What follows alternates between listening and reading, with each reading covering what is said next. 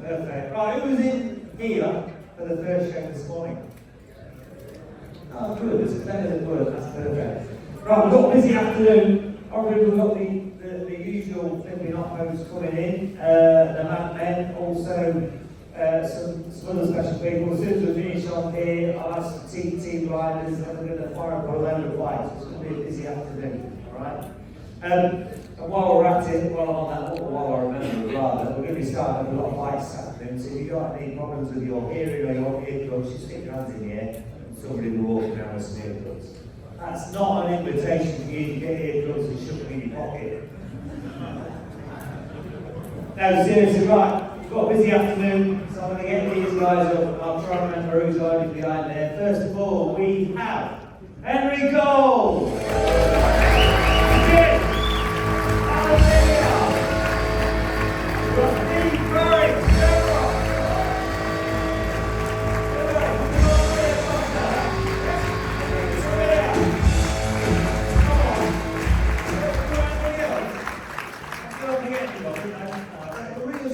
Said to me, you know his nickname is Master Plato. That's Maria's words, not mine. How do you know that? Oh, you think he's a champion? Guys doing pretty well. It takes him a while, though. Yeah. Do you know what I can't believe? You asked how many people are in here for the first show, and they've staffed enough to come back for the second one. Oh, well, there's all fresh faces, it seems. Do you know what I mean? You're not coming back for a second load, are you? Are you? Are you? Fantastic show. I can't tell the same jokes. I've run out.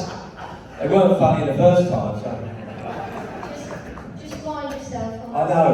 Just to let you all know, I came very close to killing myself by falling off my stool yesterday.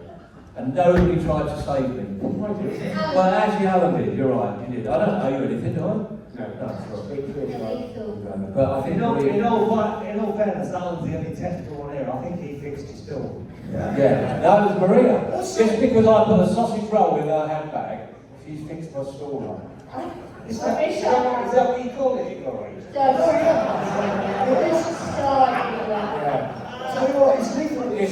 It was flaky. You'll be going. Enough of that. Sorry.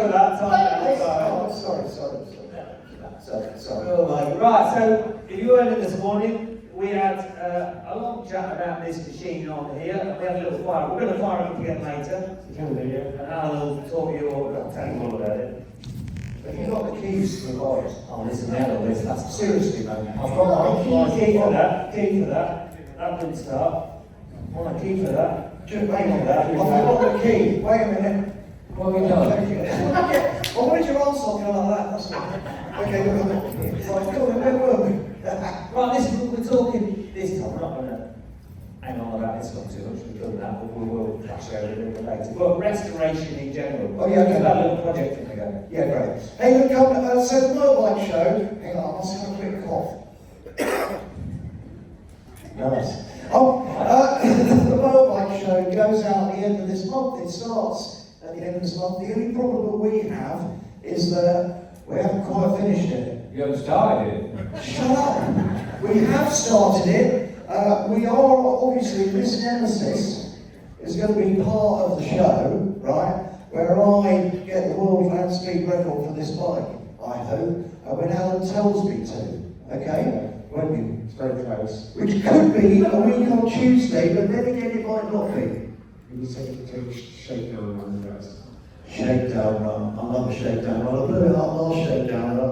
I thought you might give you a little exclusive, okay? Because we started the restoration. We do a restoration every year. We started it on another chopper because I thought cost of living, all that kind of caper. I'll go and rummage around these shelves and see what I can dig up. So I've dug up this old frame and half. What a frame? Do you actually call it a frame? Brother, it's on a gatepost. So anyway, with the bottom line is I stitched it right up. I said, you've got to do this, right? Build this chopper out of this bits of frame and then rebuild this 750 engine because I wanted it for another project, right? And we'll build this great chopper. But then, luckily for Alan, I had a call. And the core, genuinely, I've been looking for, I had 5 slab sides when I was younger, GSXR 1100s. I'll see about that in a minute. And anyway, so I found a slabbing. Is it there? It's been moved. So you're going to have to move that for the reveal. So I just thought you'd all like to see the finished article. Do you want to see the finished article? It is a slab side, and it's GSXR 1100. Right. Actually, you're probably okay. All right, Alan, you're going to have to show me. Right, You want a drum roll or something? there's never it can't afford the drum roll, honestly. So I know that. Well, are you ready? Who did that? Right, ready?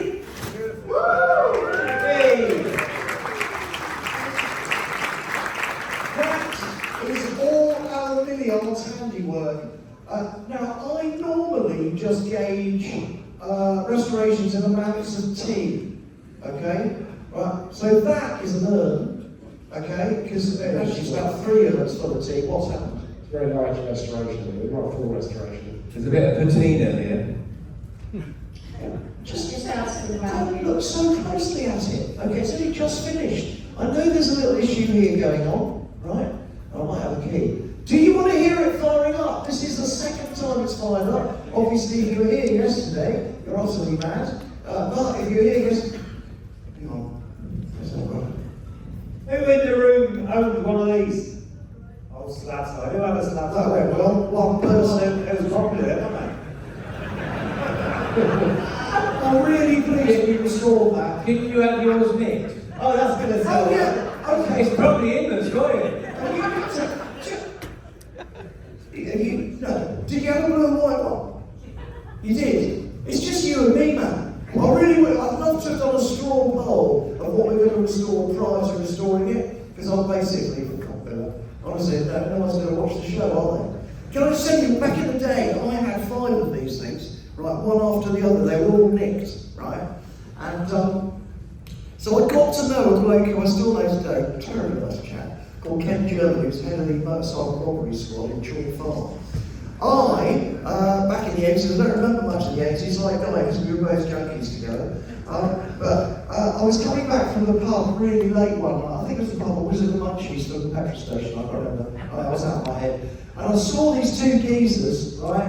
I was looking like these 2 geezers picking up one of my Gixxers and sticking it in a refrigerated van, because they put them in a refrigerated van so they didn't make a noise with the, what's it called? Alarm. That's it, well done. Anyway, so I saw this, so basically Ken, I basically got in touch with him, and like I said, but I was too stoned to stop the bloke, so I'd never forget it, I was just like this. There's the guy who just nicked it and drove off, he nearly waved at me. Anyway, so to cut long story short, Ken rang me up one day and said, I've got some good news and some bad news. I said, all right, well look, let's just be quiet with the bad news. He goes, no, I'll tell you the bad news first. We followed him up to Stedison where he was racing on your bike, right? And we thought we would just sort of get a little bit more, information. He said, well, anyway, we were going to try and stop him when he left the racetrack, and we lost him. So what's the bloody good news? He said he came second in the final on your bike. So anyway, the Gixxer is very much part of my life. So to have one like that is just 9,000 miles, and if I was going to sell it, it's cost me about £9 grand. I'd probably sell it for 7. Because I've never made any money at all from Chevy Rallies. One day I will. When he basically, do you want to hear it? Should we hear it? Shall we hear it or not really? Oh, okay, I'm going to hear it. All right, here we go. It's not loud, is it, that one? No, Everyone's here, Bill, just think don't worry about it. You're not working for the BBC, do you? Do you work for the BBC? Should we have a risk assessment? There are 47 people in high-vis jackets to come and have a look at me. Actually, it's so funny, someone said to me the other day, it was the BBC for a meeting. It was only probably about Cleveland or something. And I went in there and they went, Henry Cole in the BBC, that's blasphemy. Oh, that's blasphemy. Right, here we go. It's the fuel one. Is it good? Is that in neutral? That's it. What? It's in neutral, Maria. It might be. It's on now. Master plate. He's looking good on that.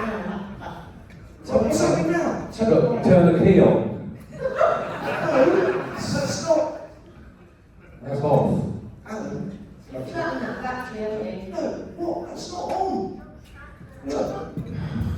0, 0, 2.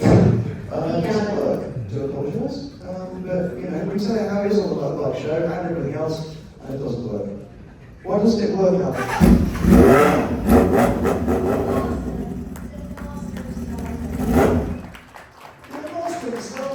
Push the button. What button? The red one just there. I genuinely, how many did you have? Is that for real?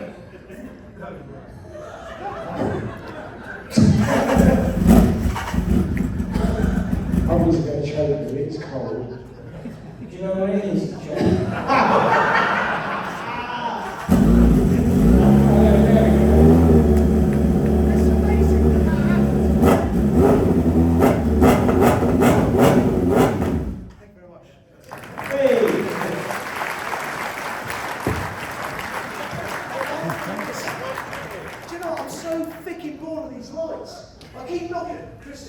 Embarrass me now.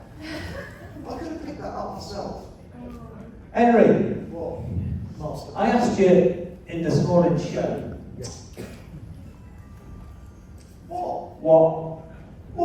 what this man was like. Does he get the up? Right. Now, obviously, him, I think everybody knows.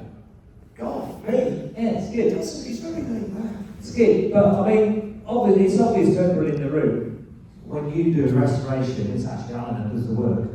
Of course. Well, so my question is, That's not my job, right? Sorry, just to be like that, right? My job is to talk crap, while Alan carries on and does things amazingly. How about you pick this? Guy gets on the mob, he designs a motorbike, more of that later, and then he polishes stuff. But Alan does everything. Well, not everything, because you do quite a lot, actually.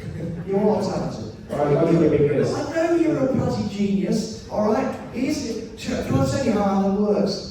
We go to a show doing Steve Parrish, something like that. Okay, and we're on a mobile phone like that Alan is. Right? Attending to his Facebook page. Alright? And someone comes up and goes, Alan, excuse me, would you restore mine? No. I've had about 20 times here today. I know, it's just like, but then I'll stitch him up and go, would you change the brakes on that Rover? Oh, what do I have to do? Just tell you, Alan. Yeah, okay, nice. We never use it, we never use the sequence, obviously. my question is, does he ever get the up? Him? Not really. No, I have seen in the odd times. So when you get the chopper to restore. Can I just say, he just goes home. He doesn't argue, he just goes home, he just right off. Clears off. Yeah, that's the thing you know. Yeah, I do actually. You know when the dummies are. I do. That is so true. I'll tell you what Al does, 9:45 to 3 in the afternoon, right, okay, because we don't want to, you know, he's old, don't want time. So, anyway, so if he's grumpy with me, he'll go, it's like the time. I'm feeling a bit tired, Henry. It's 1 o'clock, Alan! I think I'll go home. And because I don't want to upset him, I go, sure, Alan. And then when I'm against the deadline, Hamish, my producer, my business partner, come on the phone and go, is Alan finished? I go, no, he went home, he was feeling tired. And Hamish goes, what do you mean tired? So I mean, I get it all the time. Tired of Henry. Tired of Henry. I'm not. Go on then, get on with it if you can stitch me up. Oh, can I just say, that's been there for 2 days. What's it for? That's. You see? Someone has Well, walked Gil on. English is in charge, he should know. What's that for? I think that's not hard. Whose is it? I'll have it then. Is that your It probably belongs to that flipping lookalike. Stand up, Paul. That's the intention. This man has been alive. What have you done? Don't say I'm not related to him. I've got no fucking idea where he lives. All I know is Paul turns up. What? Cornwall. Yeah. Jesus, that's where we're going. Right, thanks. Right, On that subject, under that speaker, stand up. Stand up in the court, you're pointing at you. Hey, what? When you stand up, mate, that's another lookalike. Who does he look like? He doesn't look like anyone. He He looks like him. Oh, come on. Have you got a lookalike, Steve? Oh, I know. Only probably in hospitals at this current time. Don't be like that. Right, so, we've started up the jigsaw. Everyone was really impressed by that. Cool. Well, let's speak to Guy. Okay, let's speak to Guy. Let's speak to Guy. Let's speak to Guy. I'll just step back in the shot. Let's talk about a bit of your design over that side. Obviously, I had a little bit of input that when it was all finished. Yes, you did. Looking at the Garage, yeah. Cheddar Gorge and Bristol. Yeah. Just tell us about that angry project. And is it still alive or is it dead? Well, I stopped doing 5.4 to go back filming with him, believe it or not. And also in COVID, Honda couldn't get the bikes in the country, and I was exclusively building for them. So I had to pay the mortgage somehow, so I took the decision to go back filming with Henry. So there we go. But It's not that much of a, it's not that much of a hassle. no, it's not. I enjoy it. Right? It's good fun. When you're behaving yourself.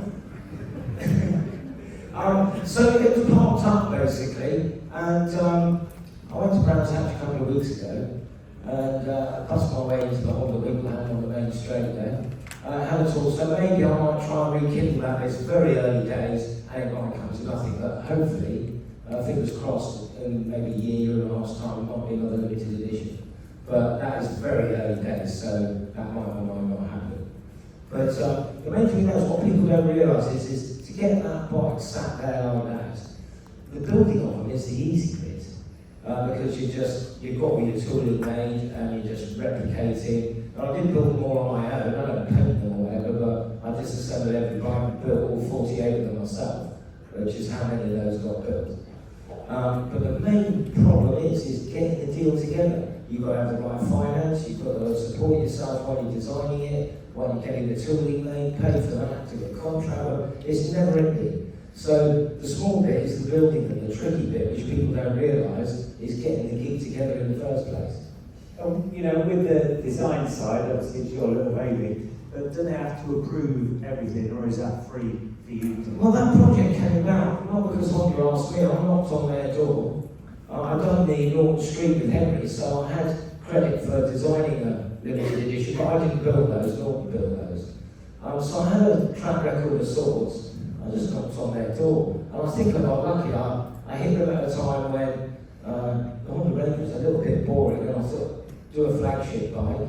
I saw the standard bike and thought I could do something with it. And I knocked on their door and said, I want to build 54 of them. And I paid for the prototype, that's where you need to get your backing together. And the deal was I'd take it to them. If they liked it, we'd do a deal and I'd build 50. If they didn't, they could just walk away without paying a penny, but that's the only way I could get them into the thing. I took it there, took 9 months to build it, and they loved it, and so it was commissioned for 54. Then I thought, you came to that little garage where I built the prototype. I thought, how am I going to build 50 bikes in a single garage? But Honda were great, they gave me their workshop in Corby to use. So I built the first 25 there, and then I had a workshop big enough of my own to build the rest of it. Did you do it in Henry's time? Were you moonlighting? No, he stopped filming. He wanted me to do another series of Find It, Fix It, which Alan did. Because I went, no, I've got this gig. It's Don't tell him that. I asked him first. okay. So no, it's my thing to do it. I just got it together luckily. In time, the bike came out when I finished doing the series. And with Henry's blessing, I went off and did it. He said, yeah, go for it, man, it's your last dream. That's fantastic. Can I just say, I just noticed my younger son over there, right? Okay, hello mate, you alright? Yeah, he actually acts like a bat, yeah? Because he's out all night, every night, and I can't believe you're actually here. Isn't that amazing? Well done, Tom. And also Charlie, he's at XC University, and this morning I was explaining that he actually, A, isn't drunk, and B, he is awake at 11 o'clock this morning. Can I just tell you, he didn't drink at lunch, and he's still awake. Rock and roll, man! Thank God I spent all that money! Hey, sorry, there's Hamish, who keeps me well under control. Okay, alright, where are we? Go on, Skid. Can I just say running? about, no, can I just say, Right. can I just say this bloke, right? Firstly, as we're going to say my life, so Secondly, though, we talk a lot about Allen and his restorations, right? And we should do, because the man's a genius. But please give Skid some credit, man, because that bike, right, hold it himself, he redesigned it completely in its styling and its look, with the kind of images and the kind of sort of retro legacy that he and I love, which is kind of like, you know, 70s and 80s superbike. Well, the inspiration for that came, I don't know how, when we went to the mall. And I saw all those Hondas, that's my take on their paint job. God knows how, because we went there, camped, we went there on one of the jokes, it's who up. We didn't see a single race bike, we were stoned in a tent. So, I don't quite know how that paint job came together. It's because you were probably hallucinating. Actually, I must tell you about it, just very quickly, right, if you're telling that story, because it's obviously it's whole thing's totally happening, so I don't know where we're going. The bottom line is that we went to Le Mans on his Laverda RGS, wasn't it? RGA. RGA Laverda. Came off. And I was on the back of the bike. We fell off because it was snowing, right? And it wasn't the snow that took us off, it was that we pulled into a calf, and we were both so cold we couldn't put our feet down. Just fell over. Anyway, genuinely, we were so out of our heads anyway. So we got to Le Mans, and we set up this tent, which was just like this saggy kind of nothingness, right? We got into it, we said, look man, we'll have a little bit of gear, and then we'll go and watch this. We'll go and watch the start. We'll go and watch the start. So anyway, we got a few beers in, warmed up in the sleeping bags, got a bit of gear on, chasing the dragon. Now, the race was over. I think it was 10 to 3. I think it was about 10 minutes left. Yeah. Didn't know who was winning or anything like that. And then we rode home. That was a lot of fun. I do remember lying there in a comatose state, and this bloke babbled something like, voulez-vous, avez-vous, cut down and do wheelie. No, there was a big party in the town square apparently. There was a bicycle to it. Yeah. He was trying to tempt us. Anyway, look, you're going to start that. Yeah. Because it just sounds as a production motorcycle. This is a beautiful thing, you know. Steve, can I see this? Yeah, I'll put it on the floor. I'm one of that's on there, by the way. Yeah, well, we'll talk about that in a minute, aren't we, Steve? So, the pipes on this were done by Racefit, and I went there, I picked the style of them, and then they built them. I said, they look fantastic. And I said to John, can I take it away? And he went, no, we want to tune the sound. So then spent about a week tuning the sound, so it sounded Great, let's hear it. I've got the What? Oh, what?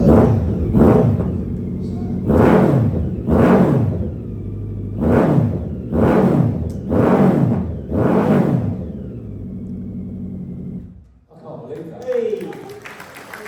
I can't believe it. Good.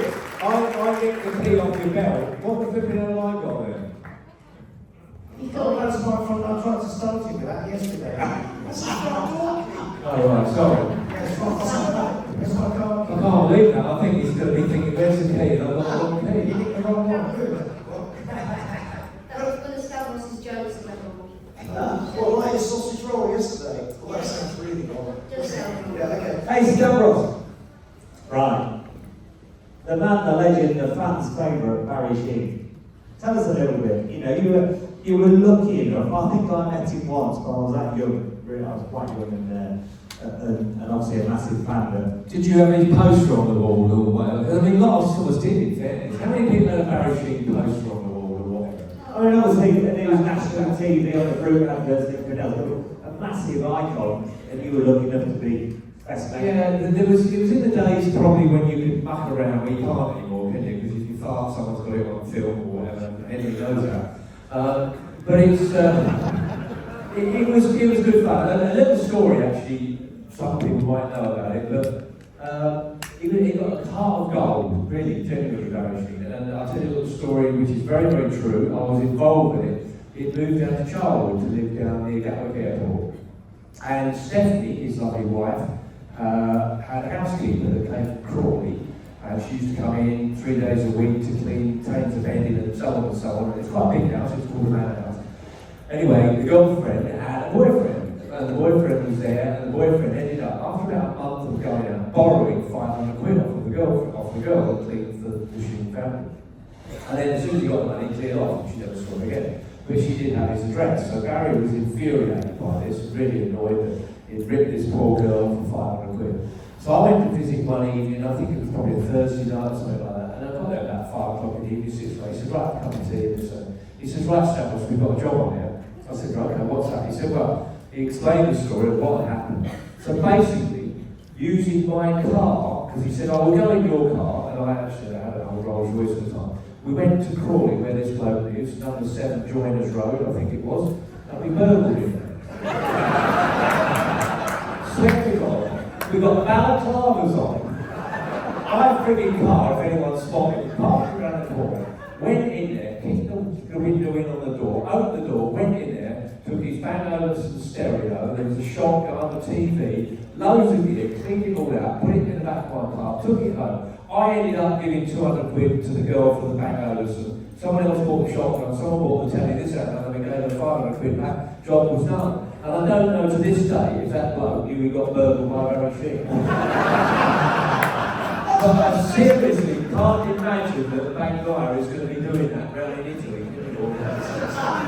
And that was the world champion. And the other little story, which I always found quite funny, there was... Sorry, they just nicked another bike. I mean, They did it yesterday. Go on. right. Anyway, Man of the Year that used to go on, quite a big thing to win the Motorcycle News Man of the Year awards. And there was always a big fight who was going to win it, whether it was Nick Grant, Barry Sheene, or I think it might have been Peter Collins, and Michael, the speedboats, everyone had won it. And Barry was a bit worried this one year, he had a particularly good year. So he found out, I don't know how, that all the MCNs came on a train on a Tuesday night to go out to all the shops around the local area in Surrey and everything else. What do you say? They're coming big one like that. So he decided, we went around the station and nicked the lot and sat all night filling them out for Barry Sheene. So everyone on Wednesday morning thought, where the friggin' hell's my motorcycle news? The news agent wouldn't know what was going on. And there was Franco, Sheene, Owen Laugh, and myself, Steph, all filling out MCN around here. So that's why you never won it, Steve. But yeah, it was chaos. It was in the days when you could have an awful lot of fun. But he was, you and him and Hunt, etc., the last of the complete... Knockers, yeah. I think probably you'd have to say the last of the sports people, and I think that would cross over into maybe tennis, football, rugby.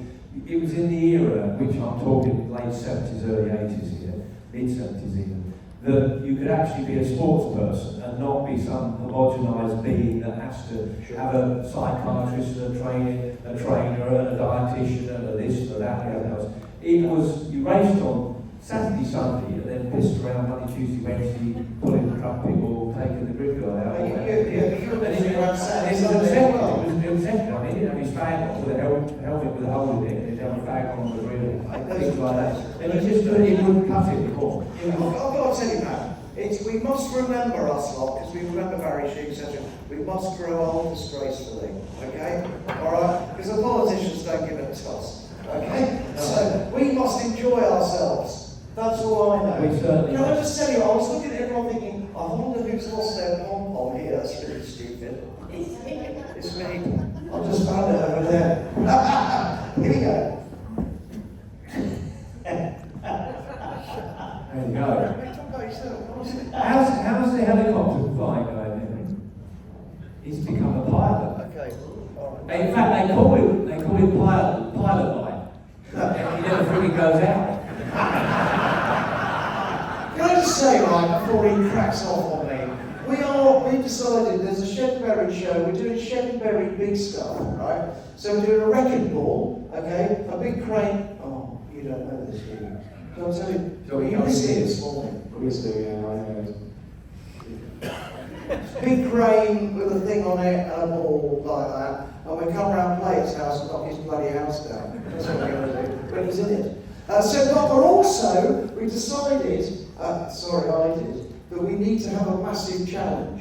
So we are restoring a ex-Korean War helicopter, right? A Bell 47 helicopter. And I wish I hadn't agreed to it, but we are going to do it. Alan's going to restore all of it, yeah? I'm going to drink a lot of tea. Guy's going to clean it, and luckily we've got a couple of blokes to sign it off from the CAA. So, it's supposed to be in the air next July for the historic Army Aircraft Flight Memorial 80th anniversary of the helicopter, whatever. So we're doing it for a TV show. I have to tell you, like I said this morning, basically there are two words that the insurance people don't like. That's veteran and helicopter. Also the other word they don't like is Henry Cole. That's two words. So it's just a question of when rather than if, the insurance broker said. Does he ever consult you, Alan? With what? On any project? They just see if I can do it. They just turn up. It doesn't, They just turned up and you're thrown into the deep end. We're restoring this week. Can I say, if you consult, then there's going to be a discussion, right? And I'm going to lose it with You might this. feel better. Discussion, I mean, not lose it angry, right? But just lose the plot, because I'll get confused about why we're actually doing it. I've decided to discuss it, just do it, yeah? So I just rang Al and said, you're restoring a helicopter, and he didn't phone me back for 4 minutes. The guy, on the other hand, just goes, what, man? This is all right. Well, I go, polish, nice. I actually bought you a spare part, didn't you? What? I bought you a spare part for your helicopter, when you told me. Did you have a spare part? Do you have a company credit card? That's for me, mate. Would it make sense for Alan to have a company credit card? Can you have sex on a company credit It's a bit small, isn't it? card? So, Have sex on a credit card.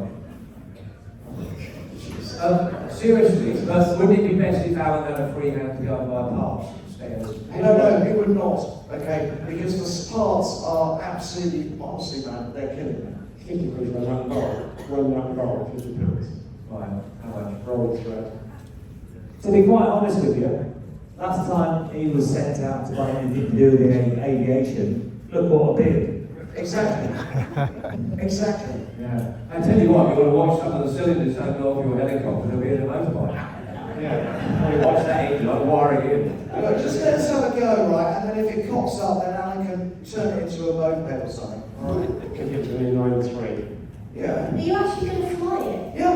Wow. Well, that's what I said. Would you get in that? On that. Would you get in that? A vintage If you do, helicopter, I will. restored by us, flown by him. I want a competition prize with that thing. I won't even get in the county. If you can't get it past the CAA of that, it makes a really good leaf blower. You little thing, you watch, we'll drop out of the sky around July the 12th. Alright? Okay? But I'm learning how to, they call it auto-rotate or something. So, Or something. yeah. The opposite's not very inviting. Switch the engine off. So Alan's out of the picture. Switch the other engine off, and then you do something which basically means that how it goes back up when you get close to the ground. Is he convincing you? I haven't. No, I won't go in it. There's no. Yeah, you'll be alright. I've got my friend Gilbert, he's OBE, DSO, scrambled egg, something like that, and he can fly 47s. So we take off together, and he goes, "Go on, then off you go," and I go like that, and he goes, "I'll take control now, thank you." That's what I'm learning. I've done half an hour. Stavros, you're a decent little pilot. You've been You flying too. for years, Pixwick. What's your opinion of his stupid idea? I think if I lived nearby, I'd move. If I don't think, I'm just trying to think of your coordination. You might be alright actually. You've got to be very, very smooth. You've got to stroke the controls. Just be very, very careful how you do things. None of this erratic nonsense I've seen you doing. That's good smart, this But you genuinely, you're going to need about 50 or 60 hours. Is about what you need. Have you got 50 or 60 hours to do it? But truthfully, seriously, Steve, you fly yourself. I've been flying now, I don't know, 25, 30 years. No one has ever wanted to see my license. So I wouldn't bother.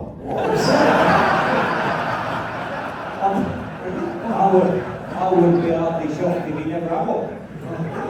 Actually, I've got to tell you, talking about not bothering about a license, I don't know whether anyone saw Shed Berry recently, but Alan, did you see him with the microlight? Anyone? Yeah? You've got to watch a bit more, okay? Shed Berry on Quest, watch Alan with the microlight. So So I'm so honestly, that is the one thing that's really filling me up. And I'll let you play it, because you decided to like this place. I was in a shed, I was actually on a front lawn, right? And this geezer, he'd sold me a Gixxer 600 with a dent in the tank, which I think Guy put in it actually, or Alan. I think I bought it clean, but they blamed me for buying a dented tank. Anyway, I said, you got anything else? He goes, yeah, I've got a biplane. I went, really? What, here, in your council house? He goes, no. He goes, I've got a lock-up down the way. I said, well, he ain't got time. He goes, have you got a picture? He got a picture. Right, have a look at the picture. I go, how much? I thought it was really cool. It's like a proper biplane, yeah? I said, Alan would love this. He said, how much was it? I said, how much? He goes, oh, $3,000. So I obviously tried to haggle him, and he said, $3,000. So I'm all right. So it came the next day. It was just the most amazing thing. And Alan, right, he could not wait to get in. It's just so cool. Okay, so we opened the wings up, locked it all off, and that kind of stuff. Alan got his my flying hat, all right, on, he's in there, right? And he goes, right, all you got to do is like that, contact, say contact. And I go, Alan, and he goes, contact. Now I go, contact. I don't know what I'm supposed to say, it doesn't matter. Whack! Off it went. He was away on it, right? He's going around the field, right? Seriously, man, I thought he was going to take off. Just because I've heard it's like big to the front. It did really? Yeah, pothole, it's sort of hot a little bit. Yeah, and also, we live very close to Bryce Hall, right? You know, so he gets shot down. So genuinely, you can see he's just the meekest of meek, and suddenly he has the red miscut. Millyard turns into a nightmare. Yeah, and I can see him with the stick like this, like Alan, stop, like that. Anyway, then I had a try, and I got it stuck in a rabbit hole. And Alan goes, that's because you're so fat. Stavros, you had any near moments in your aircraft? Yeah, lots, yeah. Seriously, I'm scared myself, probably more in an aeroplane than in a car. That's why I don't have to get any passengers. I never had one really cold. My dog comes with me. My airline is called Plummet Airways, and that sort of stops people joining. But it is genuinely called Plummet Airways. It is genuine. I saw you, when I came up to Western, we rode the Westway, came in, Plummet Airways, wearing the leather cap and everything else. But I've got to tell you a little story. Again, go back to Barry Sheene. He loved his helicopters, as you well know.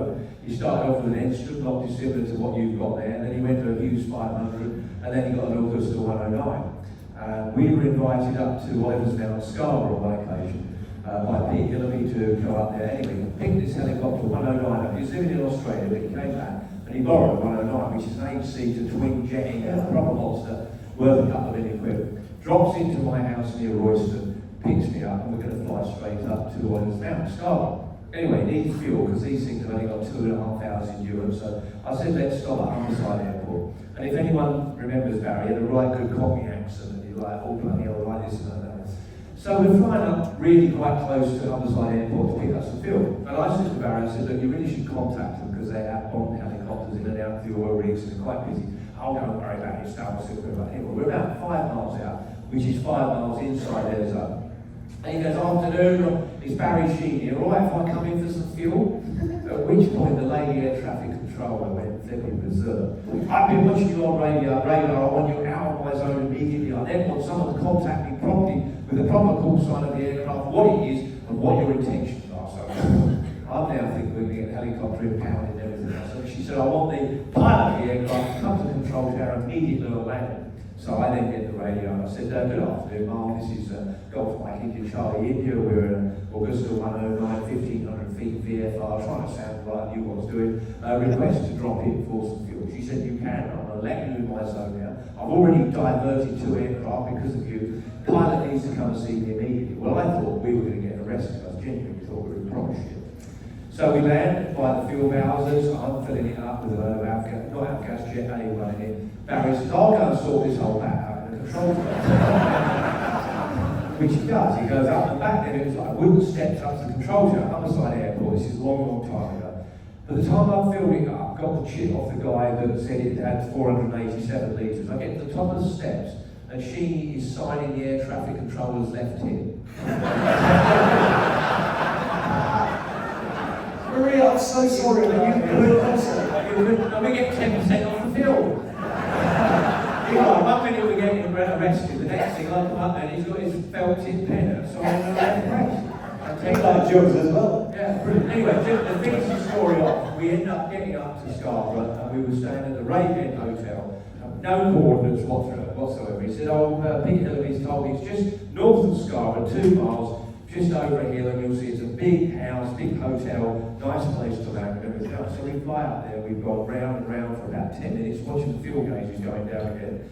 And I said, look, just land somewhere and I'll run into a house and ask if they know where it is. I will find it anyway. 5 minutes later, he said, I've got it, port side, I can see it. So we start landing, and I'm looking out the window. He's busy putting the undercarriage down because it's retractable.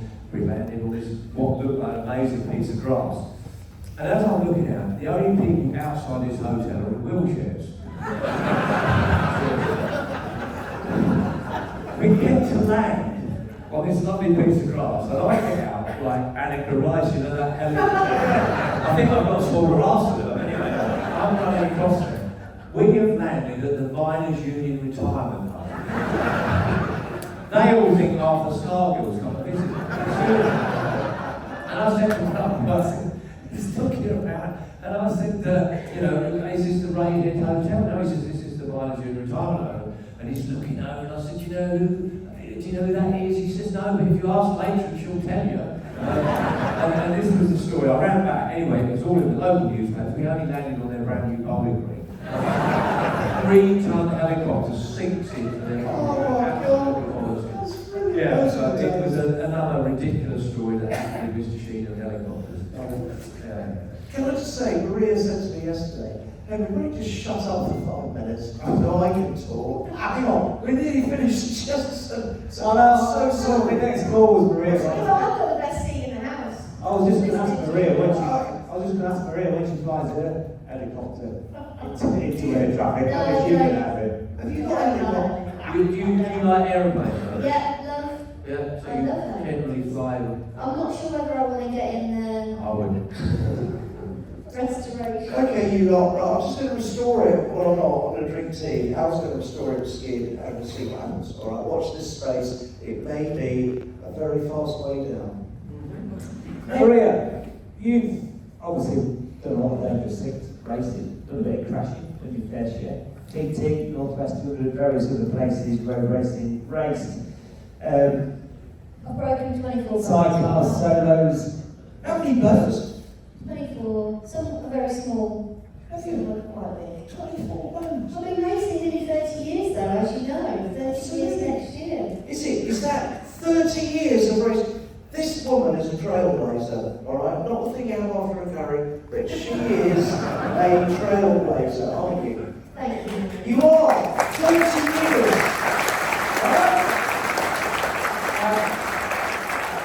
And consider a proper job. I've had proper jobs, you haven't. I I used to be a veterinary nurse, What was your proper job initially then? veterinary nurse. Veterinary nurse, right? Yeah, working with animals, and I'm still Bit like working with now. animals. Can I just say, we got her yesterday, because I came on stage with the Honda Melody. She was giving it the massive, that she had a TZR not too far. Yeah, pictures somewhere, there's pictures somewhere, Gareth, isn't there, of her and a Oh, no, there's a new one. You could have checked out Jelly Bean today. There you go, look. Fix your eyes on that, I've baby. confessed that's me. Hey, that's you now! That is my first bike. Shit, I could have bought that bike. That was the one on eBay. So Henry did turn up on a Honda Melody yesterday, and I had to then admit that it was my first bike. I'll rephrase that. Typical female, just because he's got one, she has one. I mean, that's the kind of influence It's not I quite as cool as a think. TZR, is it? It's not quite as cool as a TZR. What are you talking about? You broke your watch there. Maria, what's the most, out of everything, what's the most dangerous thing? Oh, it's one clip! Or the most dangerous situation you've been in? Sorry. Other than being on this stage with this lot, I'd say the Isle of Man TT. Just because, Yeah, to pay the roads. and I've actually raced with a broken bone. I was competing, I thought on a GSXR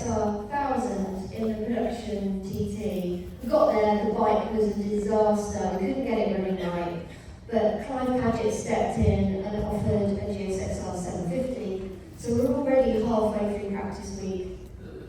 And I arrived there with a broken collarbone already, which was not ideal. I'd been knocking about on track day a few weeks before and crashed under this Kawasaki.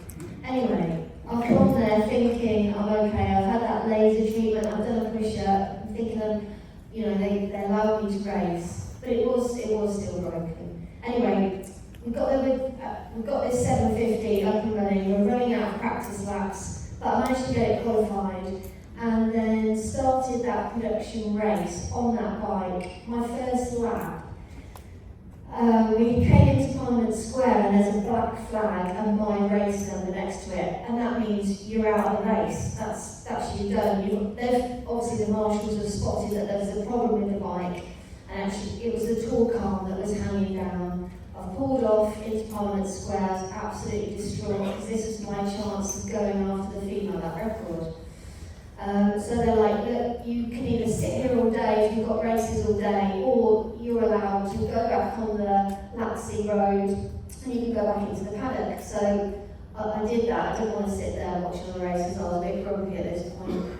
And I rode into the back of the paddock, grassy paddock at the time, and the guy that was actually supposed to be racing this bike, he couldn't get an entry and he offered it to me. He was stood in the paddock and I was thinking, and he had a big grin on his face, and I'm thinking, well, you can wipe that off your face because my race has just come to an end. And he was going, no, you've done it. And I went, I've done what? And he went, on your standing start lap, the first lap, you've become the fastest female to lap the TT. That's great.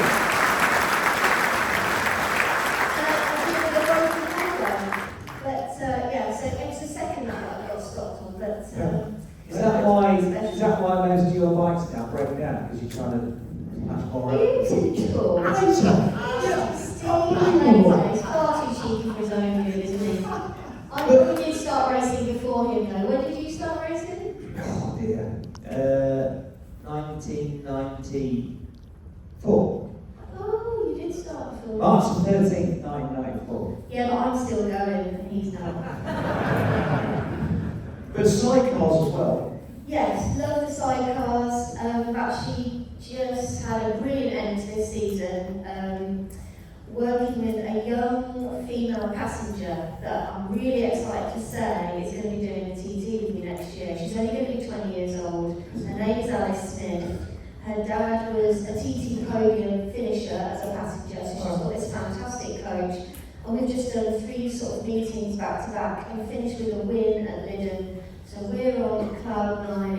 Everything seems to be falling into place with the sidecar. It's going to be really exciting to go to the Ironman TT with her next year. That's going to be amazing. Does that help to bring your youth back, having a passenger like you? Do you know what?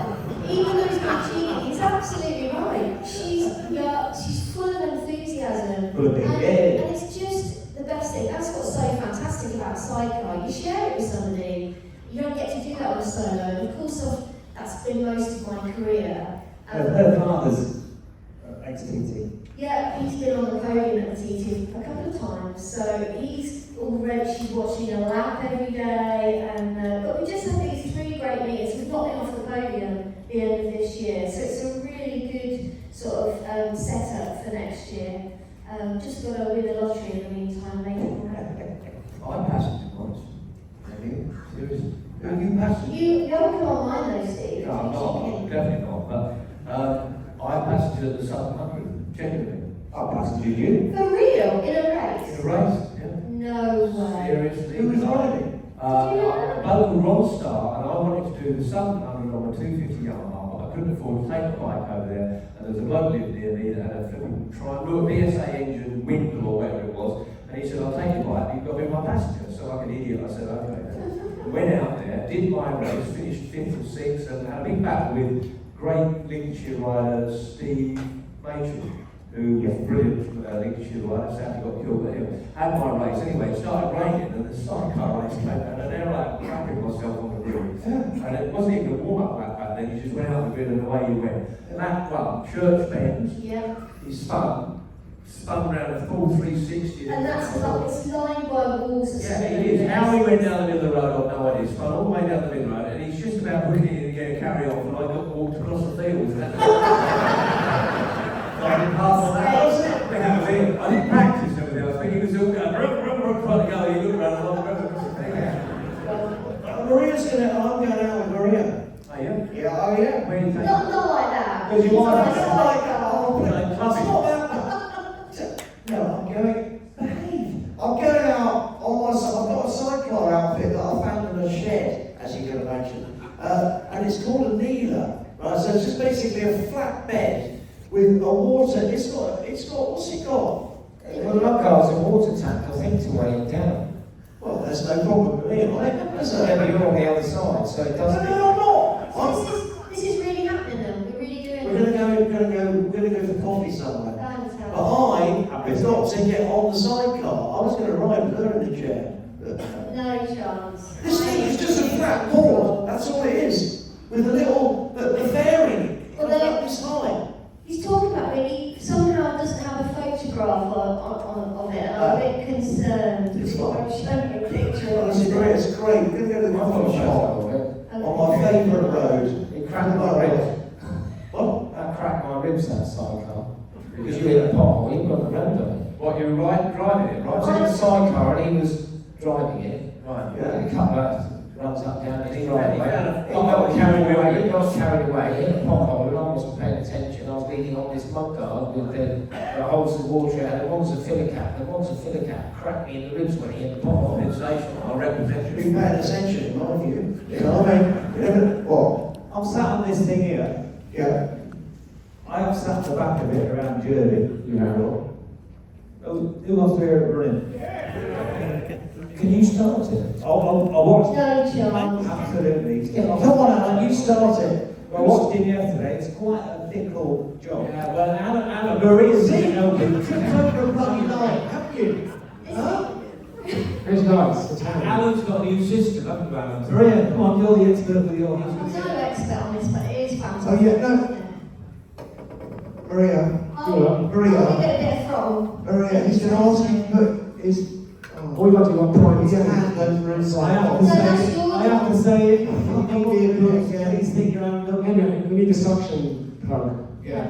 Put your hand over his intake. This is just a nightmare. He basically sucks my hand Got off. the ignition off, we've got the I'm salt not on the worry, it'll take forever to get you going. Honestly, I'll cover your Not ears. getting I'll tell you when. Okay? Right. Oh, we're right. Yeah, man. We're running over. How are you getting out? We were supposed to talk about specials like on the Motor Martin and they. Is it wet? Dribbler! Right, I'll do the front one. Do it backwards. What? Twice on the back one and twice on the front one, and we should be okay. Are you not starting it now? No.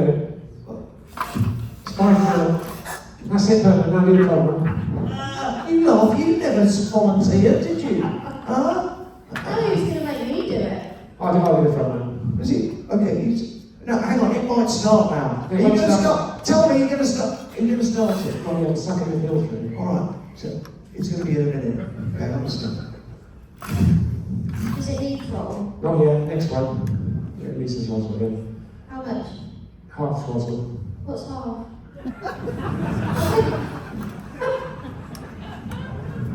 Go on, Alan. Have you ever started it? Have I? Okay, so that's right. Yeah. That's it. Me? Have you ever Alan, started there's petrol everywhere, it's going to go. Right, put in the tire on the ignition. Is that fire extinguisher handy? This is Oh, no, we forgot. Oh, Out we there. don't need. out there. There might be a bit of flame out of the pipe. You just needed a bit of direction.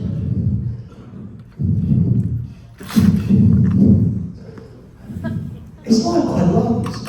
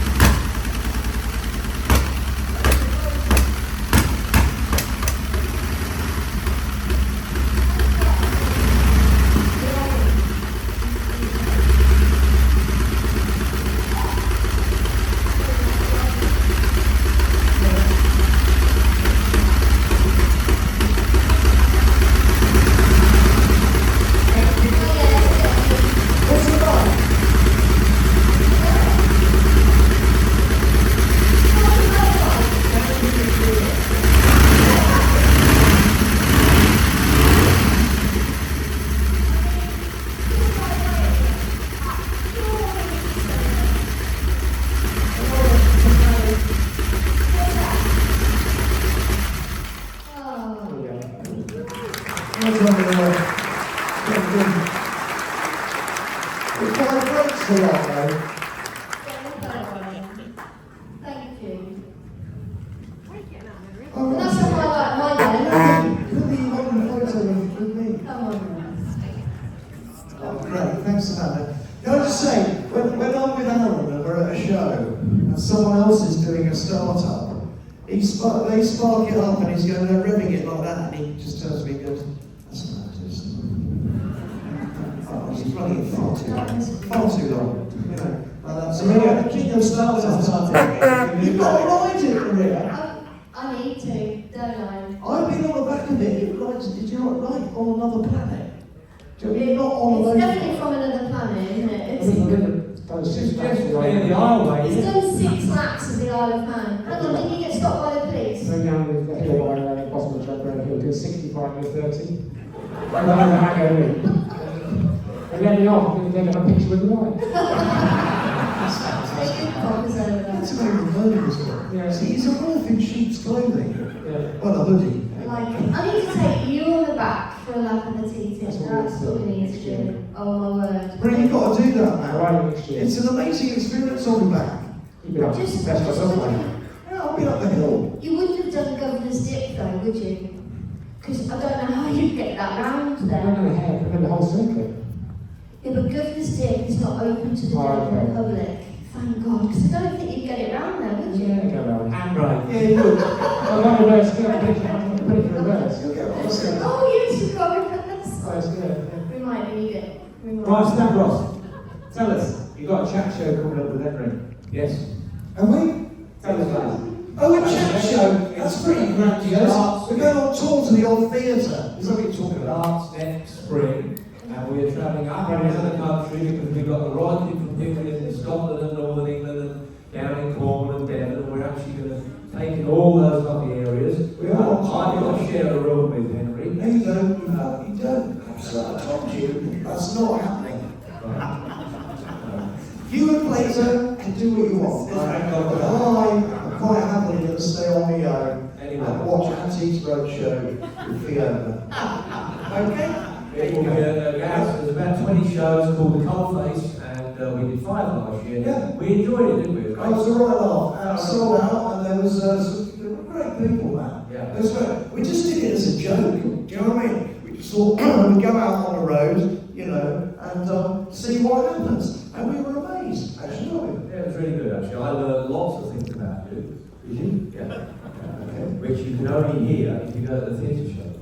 Okay. Serious things going on. So I've actually done a bit more delving into your life. Have you? There's more things I know now. I know. You told your wife earlier. Have you? Is that why she's not alone? Yeah. Is it? Yeah. And you've got a show at the Isle of Man TT. We have, we're at the Gaiety. Oh, yeah. We're at the Gaiety Theatre in the Isle of Man on June the 1st, I think it is. You've got to come if you can. He's coming to the TT. And, There needs to be more of you. Yeah. Come on, man. Listen, It's the greatest show on earth, in my humble opinion. what, your theatre show? No, TT. And I, third time lucky, because Amanda, wherever she is, who's in charge of Peter Hickman, we are going round on the back of Hickman, round the TT. Do it, I suggest after the show. Yeah. Just in case. Right. See, look, thumbs up. That's it, we're on. Yeah, so Hickey doesn't quite know them because he's managed to get out of it for the last 2 years. This year he won't. Right, I'm getting told off and nearly out of time for this show. We've got some outtakes. Quick. Oh yeah, we've got some outtakes. Okay, so they're probably all Guy as always. Yeah. But we've got a few more outtakes. Yeah, rock on. Anything? No. Do you remember anything like that? No. No. Can I tell you something? That sums up. That sums up everything that's wrong in the world. Is it? Yeah. Because it's battery power, it's absolutely useless. You need a mains lead and a high wattage motor. That is right. He doesn't know anything about things like that. He's never had to buy that Uber, is what? Yes. It's portable. No, and it's beautiful. It's portable, but it's useless. It's useless. But what's out of the air? Look, No, get more with the mains lead.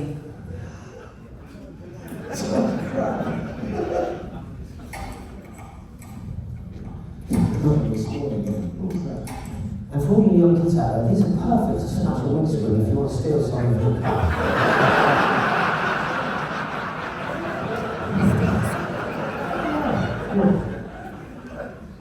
Yeah, I'm quite fit lately in the old age. Bloody hell, look, mine's like Sparrow's kneecaps. You didn't run, did you? Look at that.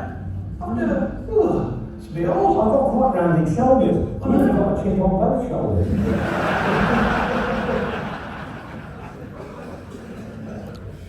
Okay, troops, this is 12B, and it's Simon, the estate agent. Nice tune better.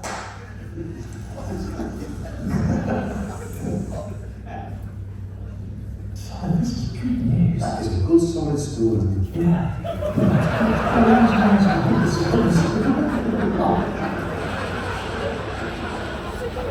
A solid story at the end of the day. Something to think of. Something to think of. There you go, there's some stupid outtakes. They're looking off, but they're really rude. But actually, if you come to one of the gigs where it's a bit more around our theme of an in thing, then we'll have some different outtakes that could be quite funny. Right, a couple of questions. Who's got a question for anybody that's on stage? Hold on. Oh, we've got Angela. Question for all of you. If you could choose a bike to represent your character or a period of your life, what would it be and why? Alan, I'll answer that. He's already shown it. He's on the melody. okay, well then you've chosen mine. Maria. Oh, that's really hard. That's really hard. What's that, isn't it? Careful, Don't listen it's to it. legal being up here this lot. Legal? Or lethal? It's probably not legal. I'm going to pick the BMW Shift that I race at Goodwood Okay. because it's loud and full of character. That's good. Is that all right with that? BMW full of characters. You want to try riding it? It's got no suspension. It's like a fucking Bronco. It's just brilliant. That'd be good. That'd be good. Yeah, What represents you? Okay, sure, you can't get your radio on, can you? This bike is the biggest career. Okay. Really 10,500 miles, it's just such fun to ride. That's absurd. And riding 10,500 miles on that thing. Unbelievable. Okay. You're a bike, Anyway, it's I know, man, I know. I look out my window and think it's torrential rain, and will be on this pan-European. Sure enough, you don't come in a car, you come in a pissing rain. You go outside, Maria. Same. Oh, That's quite right. So you haven't got anything that's you all over, isn't it? sort of a bit eccentric. Totally raving. Yeah. Skid? Japanese inline floor probably is their one. Do you think that's, how would that be like you? Just if you can make them look absolutely fantastic, so just my favourite bike. That's how I ride. What are you with, kid? But they're really good looking, some ones. It's all right, not good. So I am. Steve, what's your rate? I'm going to borrow Alan's V10, Right, the Viper bike, because that is just ridiculously, outrageously, stupidly, nonsensical, brilliant. Once someone ride it over 207 miles an hour. Yeah, I know. And the only thing is I wouldn't want anyone on that. But no, I love that bike. Sorry, look, I'm coming for enough grief that I'm a fat bastard who sat on the back, and if I hadn't been on the back, Alan would have done 200 miles an hour breaking the land speed record. We did 183 because I was, in Alan's word, a sack of cement. I don't know why you find it so funny, because I bloody don't. It's not what you explained to me, it was a sack of something, but it wasn't something. So if you come to one of our gigs, you'll say it for real, right? But right now, it's cement. And Steve, what would be yours? To explain your personality. Well, what would what represent you as a motorbike?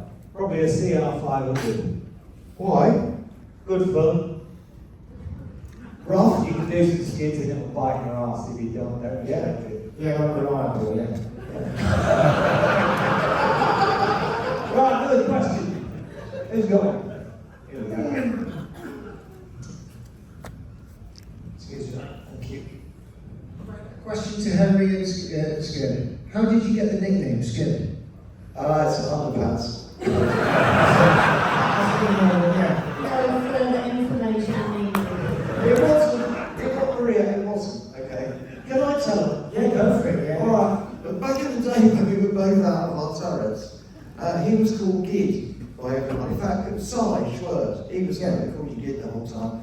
And I got bored of that one day, I just went Skid. And that's how it started, really, wasn't it? It's nothing to do with your underpants, nothing to do with the way you rode a motorcycle, it just came out. Yeah. Skid. I'm sorry, that's so boring, isn't it? That's true. You know what I mean? But we were boring in those days. I'll tell you what, when we were junkies together, we used to sit in a line on the sofa, right? Because our mate Simon had this habit. I don't know why I'm telling you this. He had this habit. This is horrible. I'll give a public warning. This is horrible. He had a habit, this bloke, Si, of projectile vomiting. So we always sat on the same side of the seat where it was him, right? Visitors got the opposite sofa. Yeah. Anyone who popped round, especially we didn't like, sat opposite him. And me and Guy were hoping and praying that it might happen. I don't think he ever did, actually, did he? Apart from when no one was there. Sorry, Steve. Sorry, and last question. It's from me actually. Before we do the draw for the BSA. It's the Skid. Skid, how does your mate Sue get a nickname? Sue no knickers.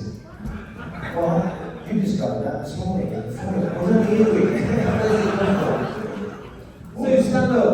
No. So everybody can see who we're talking about. This is Sue no knickers.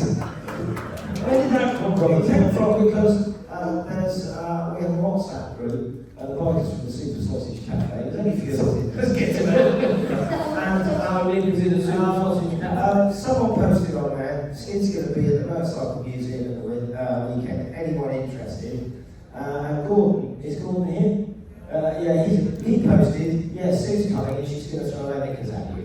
And that was where that came from. Well, I'll take that. Right, let's get this draw. He's looking shocked. He seems a very popular. I am sure, but you don't tell me about some people you know. Well, what do you reckon? It's a need to know basis and you don't need to know. What's happening now? Right, we're going to do this prize. Oh, right, This is the summer raffle that you should have all bought tickets for. They've been on sale for obviously. You bought any of them? And we've got 3 prizes. Skip, come down and do the first one, please, buddy. Won't fall off, will it? Have you got tickets? Spin it round, help me. Oh. No, I haven't. This Well, is just go ahead. one of the prizes. Can you please put your foot on the stand? Oh, it's not Oh, there it is, there's the door. Right, this is for 3rd prize, which is a Patriot Sealy roll cab tool cabinet. That's nice. At least it's the night of guy. Yeah. Can you read that? Can you see it? No, I can't read. Oh, come on. Well done. My eyes are dodgy. Oh, I thought that was you then. Christine Whitmore. Are you in the house? Isn't she on ITV? I think your fella's going to do But that's right now. Laura Whitmore. Take his Christmas present home. So she won a roller cabinet. Yeah. Stand rock up. Come and do 2nd place, Right. please. Do you want to win, Henry? Yeah, do, yeah. Second prize. This is a Every tool card. voucher from Sealy for £1,500 worth. There is lots in here. Lots. Right. Dig deep, dig deep. I'm digging deep as well. Just pick it up.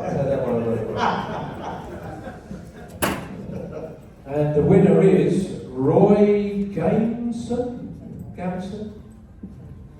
Roy in the house now. These have been sold all Roy for Gamson. sisters. Is Roy Gamson in the room? Right, come on then, you're the main man. Get your hand in there. This is So for the that's BSA. right. Rocket Gold Star 60 for the winner. Hang on, wait a second. This is for what? A BSA Gold Star? 1962 BSA Rocket Rocket Gold Gold Star Star. 650. It's a proper and good old, it's a very valuable bike. Bloody hell. That's 10 grand's worth. It used to be 25. I know, but it's now 10 grand. All right. And I'll give you 5 for it. Main prize. Okay, here we go. Rummage. This is a proper Big prize. deep, skid him around. Here we go. Charlie Cole. The winner is of the BSA Rocket Gold Star. Mr. John Chapman. Get out. Not Chapman, Chapman. John Chapman, we know. He's got about 50 bikes anyway. What? Who? John Chapman has got, and he's the same one. He lives in North Lincolnshire. He's got a massive collection, including a Honda 6, some 500-gram V-bikes. It's always the same. The rich get richer. It might not be in there. Actually, hang on a second. It's a Birmingham number, No, it's not 0121. in there. That's not in. So it's John Chapman. John Chapman. Well, they're proud of John Chapman. Definitely. Well done, Scott. Well, I'll just think that. I think we'll do it. Good boy. Like a little jealous, isn't she? Oh, Christina. She's vicious. So do not cross Christina. All right. Right, ladies and gents, thank you very much for coming to see the show. It hasn't quite finished yet. I'm going to have a quick chat with a couple of TT riders, Mr. Everson and Hilliard very shortly. Then we're going to fire up some very, very special motorcycles on stage, which if you stay, you'll need earplugs for. But, of course, please give these guys a big round of applause. Henry Cole, Steve Parrish, Alan and Maria, and Steve Later. Thank you.